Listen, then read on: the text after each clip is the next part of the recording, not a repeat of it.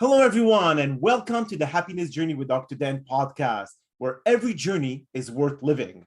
My name is Dr. Dan, and I'm your host for today's episode. I am a cognitive behavior psychotherapist specializing in anger management issues, both court-appointed and private, marriage counseling, dissociative disorders, depression, anxiety, and so much more.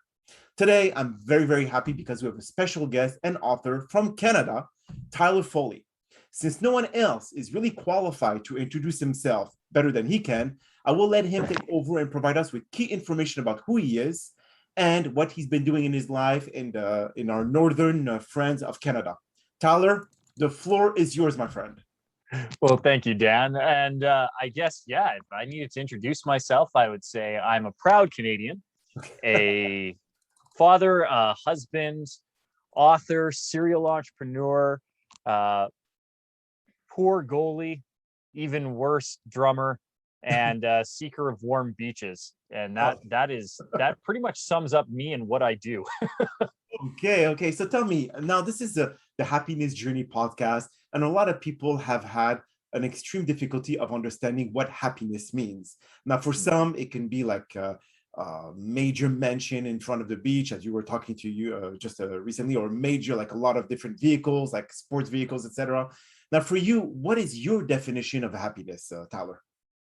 Contentment in my heart. I can be happy anywhere. And one of the things that I learned very, very early in life, luckily for me, growing up as an actor and performer in theater, is that we are in control of our emotions. I can be happy on a whim. I can choose to be happy just as much as I can choose to be sad, just as much as I can choose to be angry, just as much as I can choose to be sorrowful. I am in control of my emotions and have, as a human being, the ability to turn it on a switch. And I love when Tony Robbins demonstrates this. Dr. John DeMartini demonstrates this fabulously well to himself. But I learned that as an actor, right? In performance, I'm on stage. Is Tyler Foley, the human being, actually sad or actually happy or actually angry?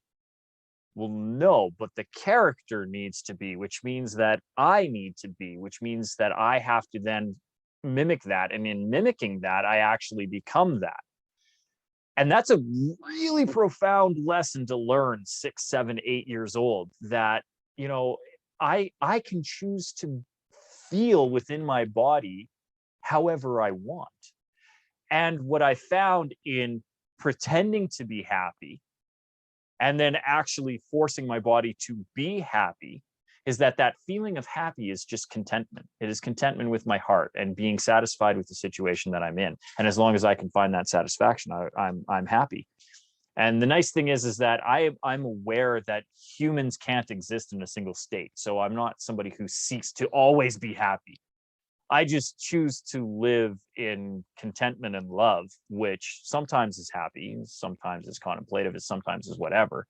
But that I have the choice of how I feel within my body. And if I don't like how my body feels, I have the ability to change it. And okay, so if let's say you face a lot of dilemmas, hurdles in your life at any given time, what are the strategies that you take to be able to detach yourself from those challenges, evaluate them, and then afterwards be able to find tools to be able to cope with these changes and adapt to it? Well, I usually ask, where's the grace in this situation? Where's the grace, or where is the lesson? I'm not somebody who always seeks the positive. I think every situation doesn't have to be a positive. Okay. My father passed away when I was 6 years old. I had a medical incident at 17 that left the left side of my body paralyzed for a year. Whoa, okay. I don't seek positives in that.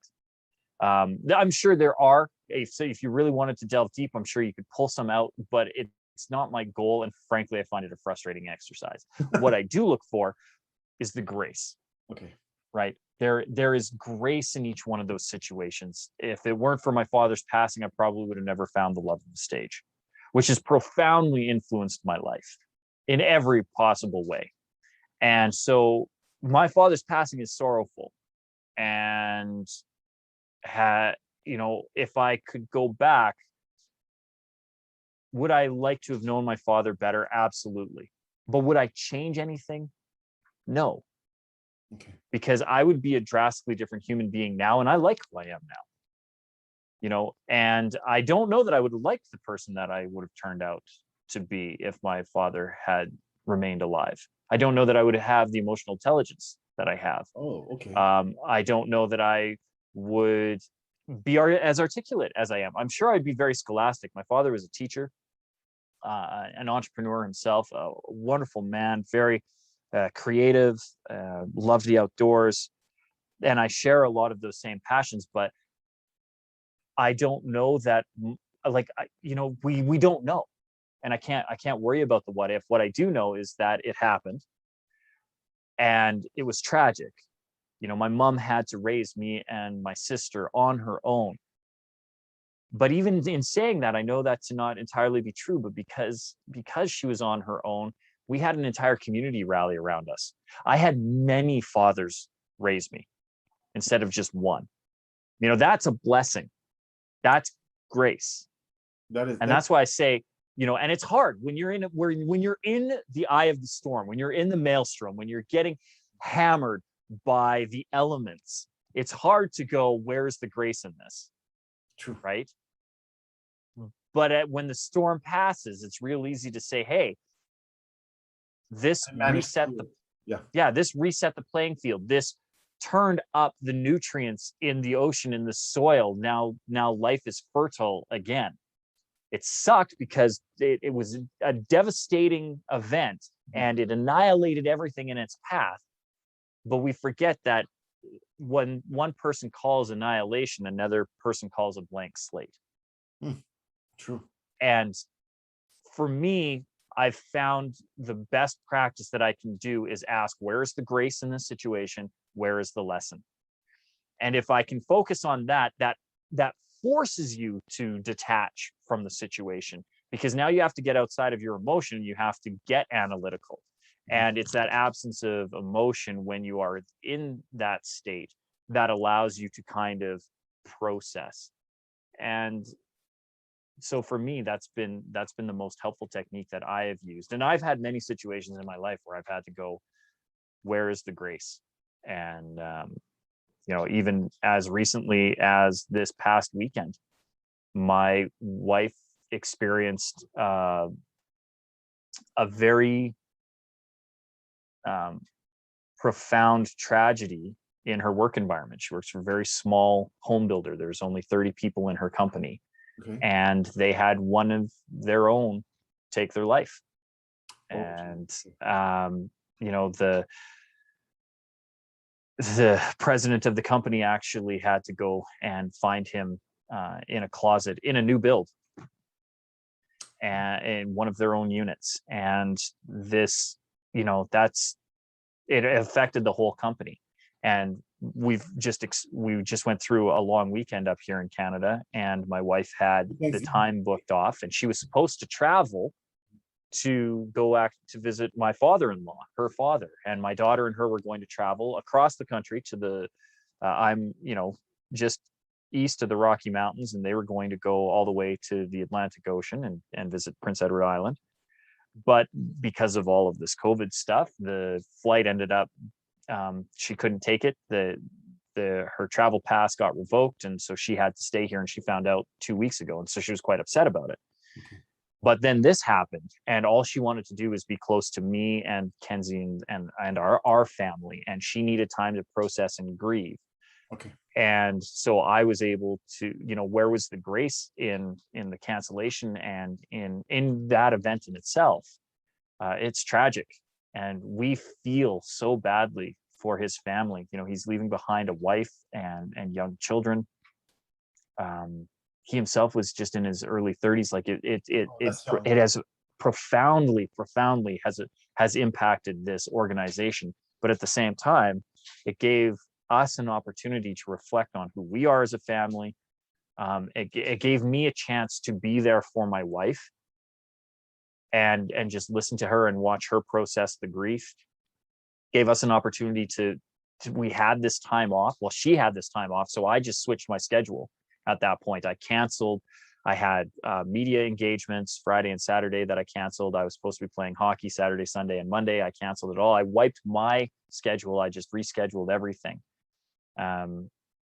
Because the grace in that was that the event was tragic and it's sorrowful, but the lesson was that we needed to be together as a family. There was a whole bunch that was conspiring for us to be together and just do family things together. And we ended up taking a mini family vacation. We booked a hotel room. We got out of the city and just bonded as a family together over the weekend, which ironically happening on the Thanksgiving weekend here in Canada. Exactly. Like there is grace in that. There is design. There was a lesson to be learned, and that was family was important. So I guess it taught you to not take things for granted, because sometimes we're so engulfed in our work, in our responsibilities, that we forget what's really the most important things, because work can wait. I mean, your employer, if you're gone, they're going to replace you as quick as possible. So you have to really learn on how to really take advantage, or none of the bad things, but at least that will allow you to open your eyes and realize what's really important in life. And a lot of people. Well, it's one of the reasons why I've been self-employed for the last 7 years, because I value my family time together, and I value my schedule. I like that I am the boss, right? Like you said, if I'm not here, nobody replaces me. Exactly. Because I make the final say. Yes. And I've structured my business in a way that it is self-sufficient. So if I have to step away from a media appearance, if I have to cancel a podcast, or if I can't go on stage for a day, worse things have happened. We just reschedule. And especially when it comes to being with my family, that is the most important. And one of the other things that I've always remembered is, I don't know if Tony Robbins came up with it himself, but he's definitely the one that I know said it. And that is, life happens for you, not to you. Yeah. And when you can realize that, and it's a hard thing, again, when you're in the eye of the storm, it is a hard thing to comprehend or to really digest or to understand. But if you can start looking back and reflecting, you see all these things. Like, I see how my life has grown, and when I look back, it's a straight path. But when I was living it, man, there was a lot of switchbacks. Like it felt like I was wandering back and forth. But when I look back on the path, it's a straight line. It's linear from A, B, C, D, and E. And that is because life is happening for us, not to us. But I admit that, for all that I know internally here, there are still things that will happen, and I will go, why? What did I do? Why? Yeah. I don't want to look for why did I need this lesson? I don't want to look for this lesson. I don't want to look for the grace. I don't want this to happen, period. So what prompted you to decide to be a writer? Now, I know that you're an actor, a performer, but let's talk about the writing side. What really gave you the topic to wanting to write about, and so on and so forth? Because my agent told me I had to. You had, okay. Okay. No, what? So I've technically been a published author since 10 or 11 years old. We used to, as part of my school division, teachers would submit on behalf of students some of the top work that was written within the grade. And I had a short story and a couple of poems get published in an anthology a couple of years in a row. And so that's published author has actually been a thing that has been in my repertoire since elementary school. But when you are a professional speaker, and even before I really focused on being a keynote and professional speaker, I was a consultant. And a book is just a really good way for people to introduce yourself and for you to get to know people and for people to get to know you, right? Like, here's my book. This is what I stand for. It's printed. We still value books and it also is an authority maker, Yes. right? Like if you are a published author, particularly if you have the luck to be a number one best-selling author, Yes. which I'm fortunate that this book has made a number one list, that there's an authority that comes with that. And then from that, you get more and bigger stages. And as somebody who teaches and coaches stagecraft and how to be a professional speaker and how to get on stage, one of the first things I tell every client that I work with is you need to write a book. You need to have a book, because no stage, the big stages, like you can speak anywhere. There's tons of free places that you can go and speak. But if you want to be professional, if you want to make it a career, if you want to start actually monetizing speech as a way of a vocation, that you have to have a book to accompany it. And I can't be a hypocrite and say, hey, look, if you want to do this professionally, you need to have a book. You don't have it yourself. And I don't have one myself, even though I have, because of my experience as a performer, had the luxury of having some very large stages and making this my vocation and being a paid professional speaker without a book. I was doing it for years without one. Okay. But I recognized that not only could I do better if I had one, but that it would expand my influence, that it would help me serve more people. Like that's the other thing too. I can only serve so many people in person. Even in a crowd of 6,000, they have to come to me, where a book goes to them. It goes to them. They can seek it out. They can read it on their own time. They can do things on their own time. So I was definitely pressured professionally to have the book put out there, but it was something that I was happy to do. Okay. Like it was, it's a fun thing to say, hey, I'm a published author. It's even more cool to say I'm a number one best-selling author. Like, you want to talk about something that supports a healthy ego? Yeah. when you want to be happy, like if I want to feel joy right now, all I have to do is think, yeah, I'm a number one best-selling author. Like, and then you can't help but smile. That's just fun to say. Absolutely. It's hard. I mean, the writing part, I mean, I know I've written like several books, and it's time consuming sitting down, but I think it's a way to express yourself, because sometimes when I write, it's like when I talk. So that's the difference. You see, like a lot of people will use very complex terminology to be able to say something. While people read it, said, what is he talking about? But here it's like, it's more, you express yourself in a way that you put into your writing, and people can sense it. It's like I'm talking to people face to face. And that's what the book is all about. So it's interesting on how, but the way that you structure the book. First of all, what is the title of it? So The Power to Speak Naked. And the subtitle, How to Speak with Confidence, Communicate Effectively, and Win Your Audience. Very good. And what is the core element that you have used in that book so you could really reach out to the general public? Well, so the main messaging in that is that your story matters, and that you don't need that. True storytelling comes from internal, not external. So there's many layers to the title. The Power to Speak Naked, first of all, is a fun little poke and jab at what is quite possibly the worst advice that you can give a speaker, and that is to picture your audience naked. Yes. Like that is horrible. That is horrible advice. Don't do that. It doesn't serve you. It doesn't serve your audience. It does no good. So it's a little bit of a jab, because I would rather that somebody have the power to speak naked than to picture their audience naked. The next bit of it is I want you to be able to strip down and be able to give a presentation without the PowerPoints, without the props, without a podium, AV, PA. All of that stuff is not necessary.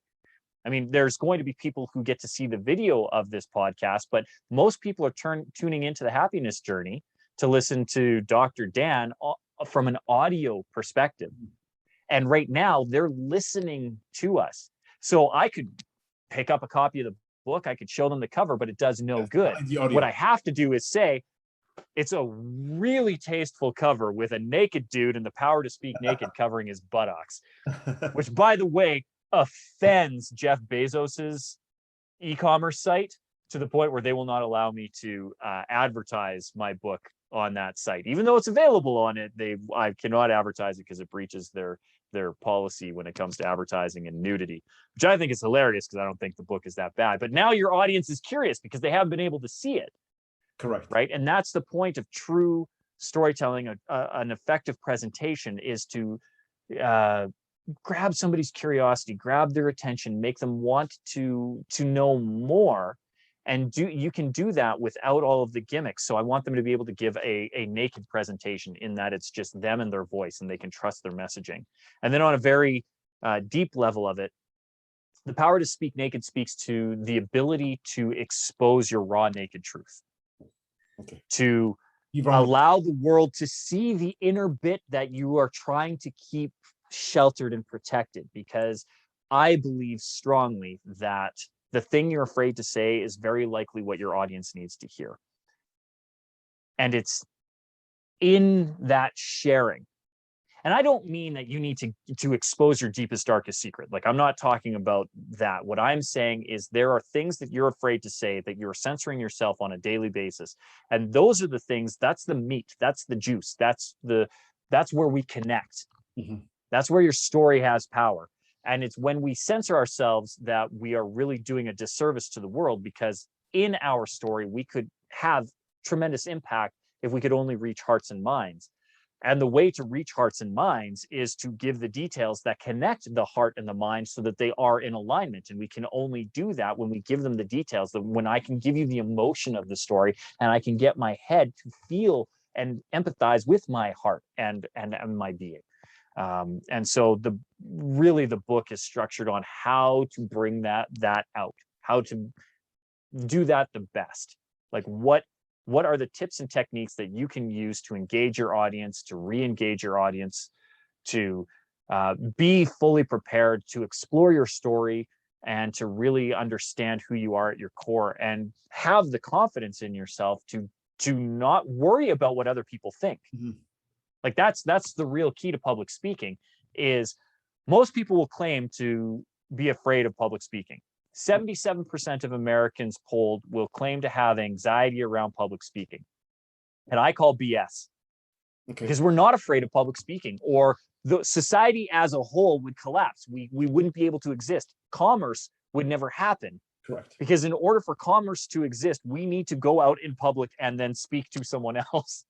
True, but I mean, I think the magnitude of how many people look at you, because remember, when you're a speaker, that's exactly it. So we keep saying public speaking, and we're afraid of public speaking. And the reality is, anybody who's been to a restaurant and ordered food is not afraid of public speaking. What we're afraid of is public judgment.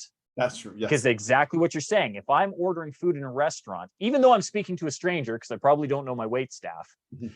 It's a one-on-one transaction, and I'm not afraid of the judgment, and the rest of the restaurant isn't looking at me going, I would not have ordered the penne arrabbiata. Like, that is not something I would have gotten. But when the focus is on me, now we start to be worried about what people are thinking of the message that we're giving. So we're not afraid of public speaking. What we're afraid of being judged is public judgment. Correct. And so the book is designed to show people why they don't need to fear that judgment. Because the reality is, we've already been judged before the audience ever showed up. Correct. And if the audience chose to be there and buy their ticket, they're on your side. That's true. Exactly. Or they wouldn't have been there.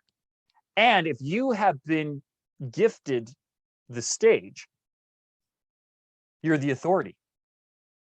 Whatever you're about to speak on, you're the subject matter expert.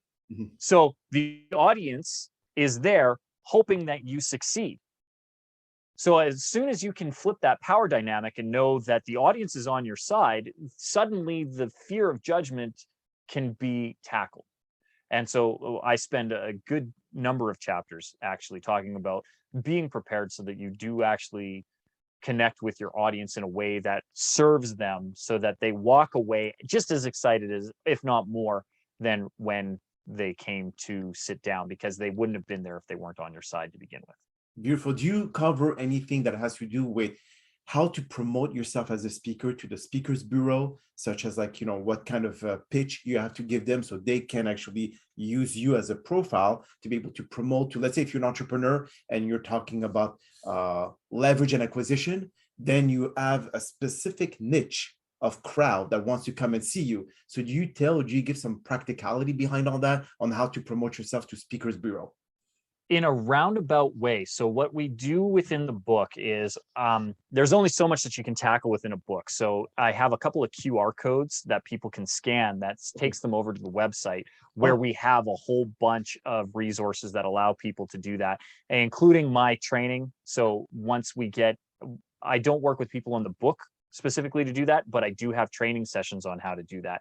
And I set them up with, I put them together a template so that they understand how to properly formulate a one sheet, and I do discuss it a little bit in the book with the audience analysis and understanding who you are actually applying to, and that a lot of people want to be me when they're pitching, right? So these are my accomplishments. I am Tyler Foley, #1 best-selling author. I have the book, The Power to Speak Naked. I've been a performer for 35 years.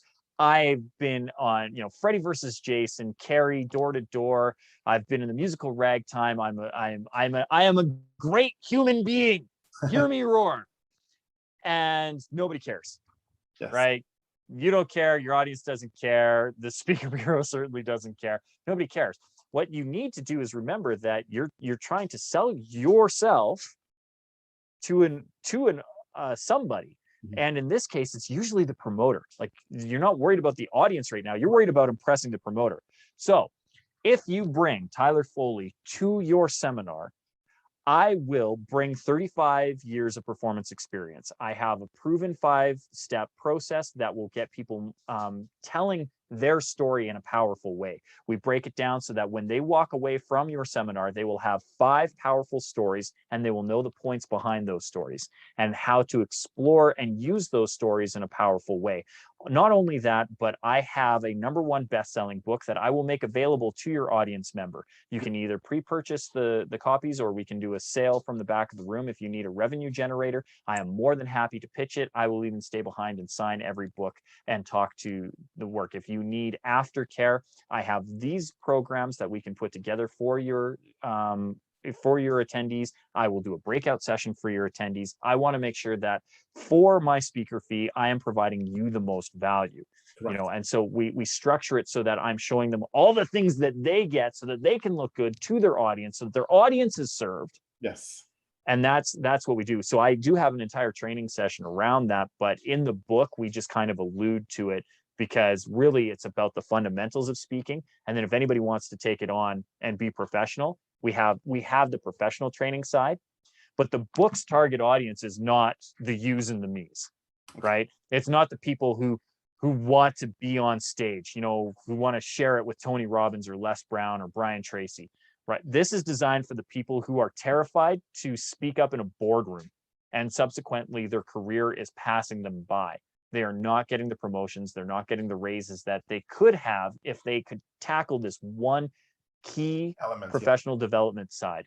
And that is being more comfortable and more confident speaking their message. And then if they decide afterwards that they get awakened to the beauty and the joy that is public speaking, that how freeing it can actually be. Oh yeah. And they want to take it further, then we work with them on the website, whether that's one-on-one or one-on-many. Beautiful. Now, if you would give one concluding piece of advice to all of our listeners related to your own version of happiness, what would you tell them? That you are in control of your own destiny, which means you're in control of your own happiness.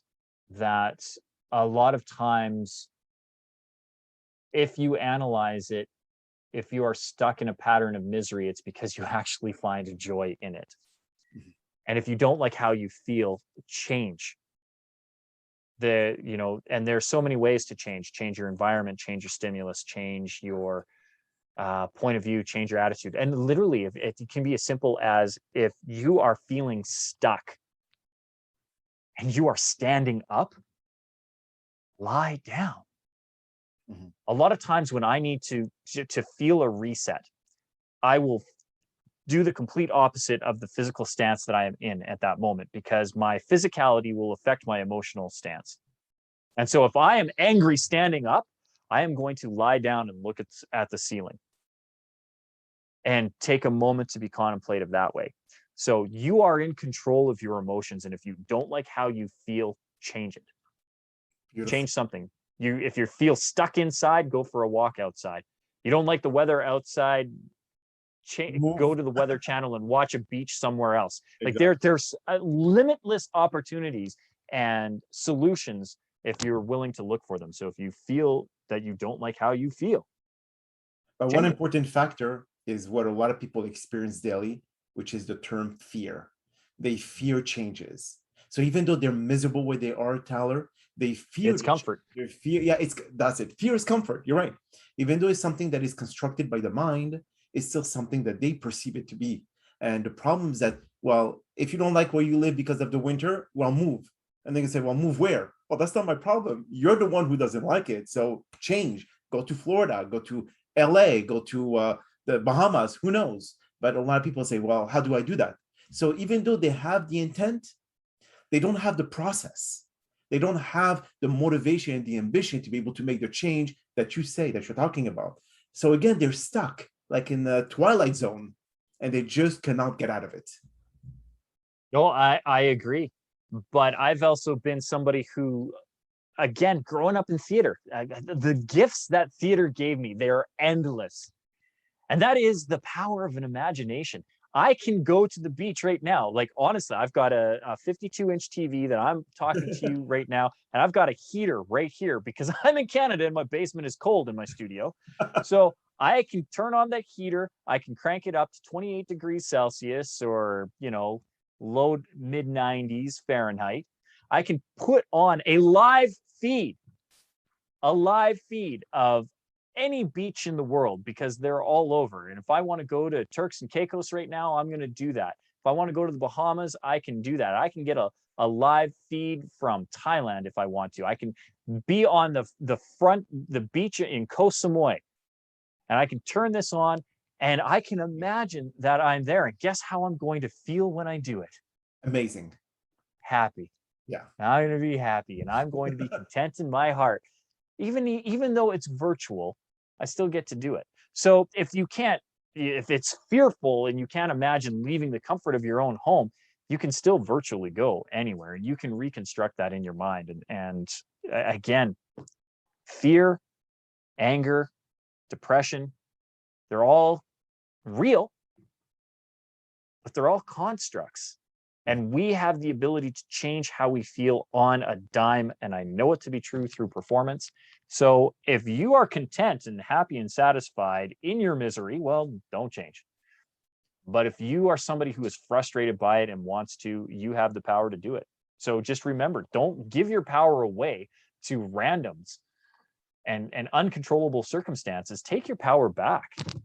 Beautiful. Choose to feel however you want to feel, but make it an active choice instead of a passive one. Excellent. Well, Tyler, that's all the time we have for today's podcast. I would like to thank you for your time today, and also thank you for participating and inspiring our many listeners. Now, we'll hope that we all have enjoyed today's episode. I'm very excited about the many upcoming guests that we have scheduled for the Happiness Journey podcast, filled with inspirational stories just like this one you heard today. Now, here are the few concluding words of wisdom, which actually it's a bit of what you said as well, Tyler. When it comes to setting aside a little time each day to visualize, look at it this way. No matter how distracted you become or how confused you're about to process, the simple fact that you gave your dream this time and attention means you did it correctly. You did it long enough, and that by the time you open your eyes, already on the unseen, huge wheels have begun turning. Never give up on visualizing part, as your momentum is gaining speed, and speed is what you need to get to where you want to go. A little bit quicker than usual. My name is Dr. Dan Amzalang, and you have yourself a wonderful day.